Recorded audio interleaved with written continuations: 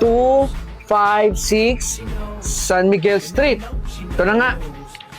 Tao po. Tao po. Mukhang wala naman tao dito. Nasa kayong tao dito? Tao po. Trespassing na. Kung trespassing, papasok ako dito. Dito yung apartment na sinabi sa akin eh. Sakto. Bukas pala yung pinto eh.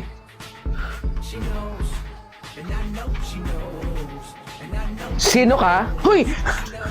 Akala ko walang tao dito. Kanina pa ako kumakatok dun sa labas. Ikaw ba si Clarence? Oo, ako si Clarence. Ako si Judel. Ako yung makakasama mo dito sa apartment. Tama. Ikaw nga yung binilin dito. Judel nga yung pangalan nun. Dito ako pinadala kaya pumasok na ako. Tama naman yung address dito eh. Tsaka bakit hindi ka sumasagot kanina? May ginawa lang kasi ako eh. Saan dito yung mga kwarto? Sige, tara. Papasyal kita din sa mga kwarto. Kanina pa ako kumakatok eh. Bali dito yung mga magiging kwarto natin. Oh, eto pala eh. May isang kwarto pa pala dito eh. Papasok na ako ah. Saglit! Huwag kang pumasok dyan. Kabilin-bilin na ng may-ari na walang kahit sinong pwedeng pumasok dyan. Tatlo naman yan eh. Pwede tayong mamili, di ba?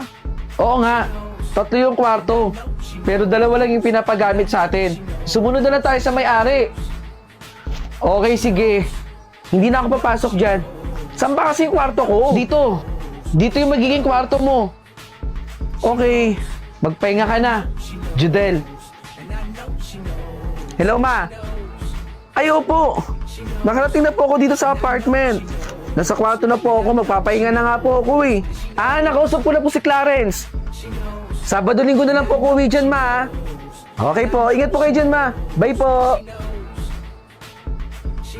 Bakit parang may nag-CR dun? Ganda naman to eh. Ginagamit ko naman talaga to. Hoy! Sino ka? Hindi ako sinuka. Ako si Clarence. Ano Clarence pinagsasabi mo? Bakit ka tumatawa? Napagtripan ka na naman. Mahilig man trip mga multo dito. Naalala mo, kinuwento yung sa'yo yung kwarto na hindi mo pwedeng pasukin. Kasi doon nagpakamatay yung multo. Kaya bawal ka pumasok doon. Mahilig talaga man trip yun ng mga bago dito. Kaya nga walang tumatagal eh. Ako lang. Tara na nga. Doon tayo sa kwarto mo. Ay, naku po. Kanina pa kita inaantay, Judel. Valedictorian po si Ashley. Narinig ko. Valedictorian ako. Salamat po. Ma, tama ba yung narinig ko? Ma, bakit di mo ko pinapansin? Galit ka ba sa akin? Ma, wala na raw si Ashley. Ha? Tinakbuhan pa siya nung nakasagasa sa kanya. Puntahan po natin doon.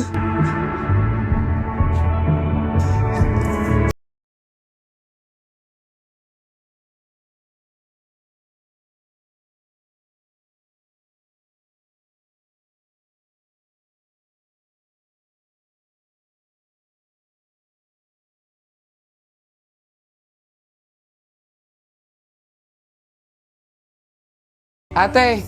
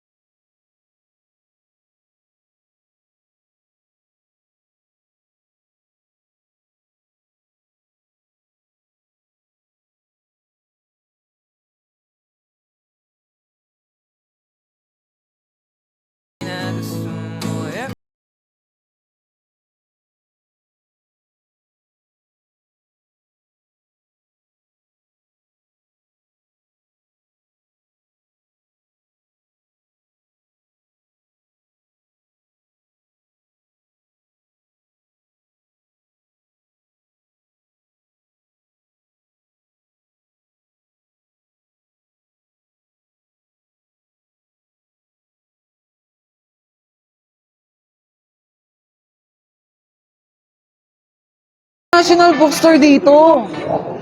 Ayun! Ma, sige na. Kain muna tayo dito.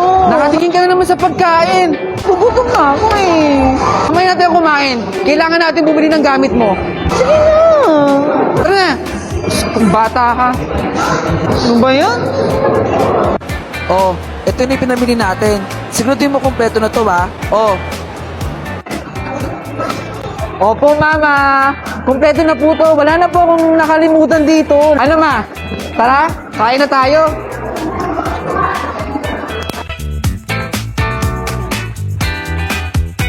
nak, maganda dito. Dali na, picture ka na dito. Ma, ayoko po. Nakakahiya. Ang dami-daming tao dito. Dali na, wag na maarte. Sige na, dali. Ano ba yan?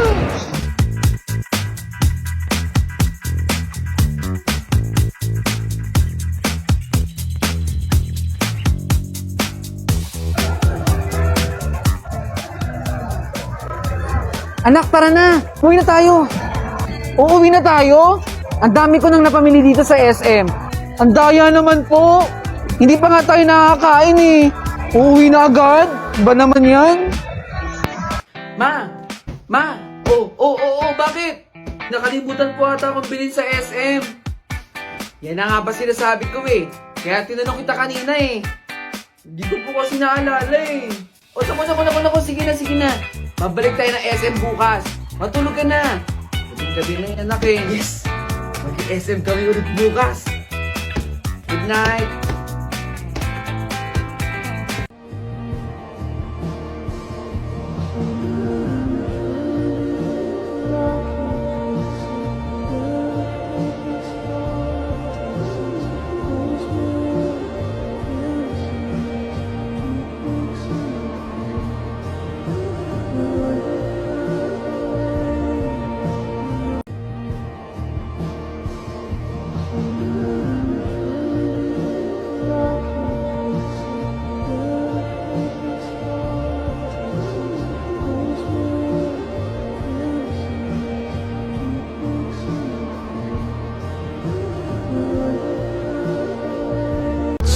Oh, bakit ka umiiyak? Kalalaki mong tao, umiiyak ka? Saan ka na naman pupunta? Hihingi ka ng tulong? Kalalaki mong tao, humihingi ka ng tulong? Bakit? Takot ka ba? Kalalaki mong tao, takot ka?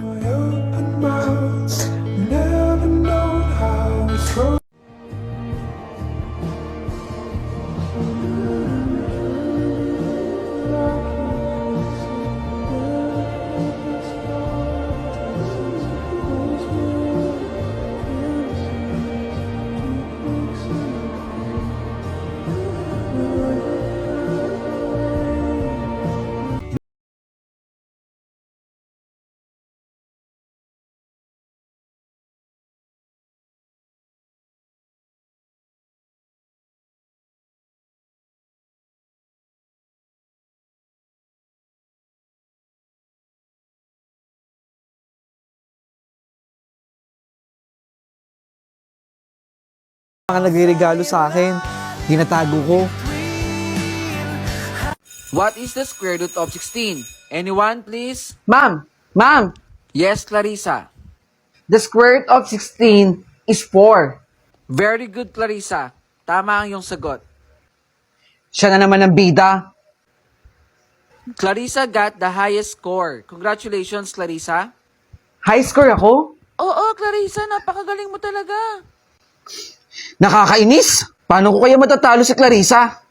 Congratulations, Clarissa. Share mo naman, ano bang ginagawa mo? Kaya nga eh, ang galing-galing niya. Laging mataas score niya. Bakit kaya maliwanag pa? Ano ba yan? Huy! Clarissa! Anong ginagawa mo? Tin! Paano ba to? Nanonood kasi ako ng mga pinag-aralan namin kanina sa eskwelahan eh. Kaso may ads! Nagre-review ka pala, kaya pala maliwanag pa dito. Ay nako, sa YouTuber app, walang ads. And it also supports pop-up for you to take notes while watching videos. Tama ako, di ba? Sige na. Good night, matutulog na ako. Nako, maraming salamat, Tina. Basta nakapag-review kayo ng maayos at talagang nag-aral kayo ng mabuti, eh makakakuha kayo ng mataas na grades. Hindi naman ako naniniwala sa sinasabi niyan eh. Oo. Ganun nga yun. Joyce, ano yung mga naririnig kong chismis dito? Nag-cheat ako. Hindi ko alam yung tinutukoy mo. Oh, eto yung notes. Mga reviewer ko yan, patunay yan na nag-review at nag-aaral ako ng maayos. Wala akong alam sa binibintang mo, Clarissa. Kaya deserve ko maging top 1. Tara na nga. Baka nahihibang si Clarissa. Maureen, 10 pesos para sa photocopy ng exam paper natin. Saglit lang naman, Ana. Kaya aga-aga naniningil ka kagad. Hindi ko pa nga nabababa tong bag ko. Oh. Maureen, asan na? Magpapapotocopy na kami sa labas. Ito na. Saglit. Nasaan yung wallet ko? Maureen, hawak mo na yung wallet mo. Ay, ito nga pala. Sorry.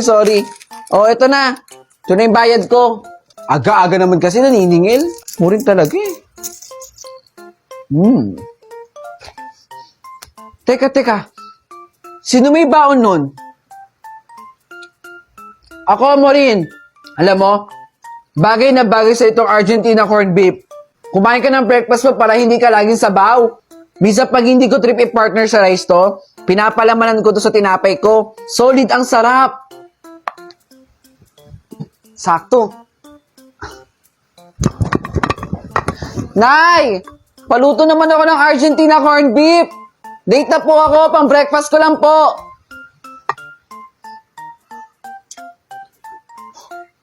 Taray mo rin ha. Sarap diba? Di ka nga nagkamali. Ang sarap.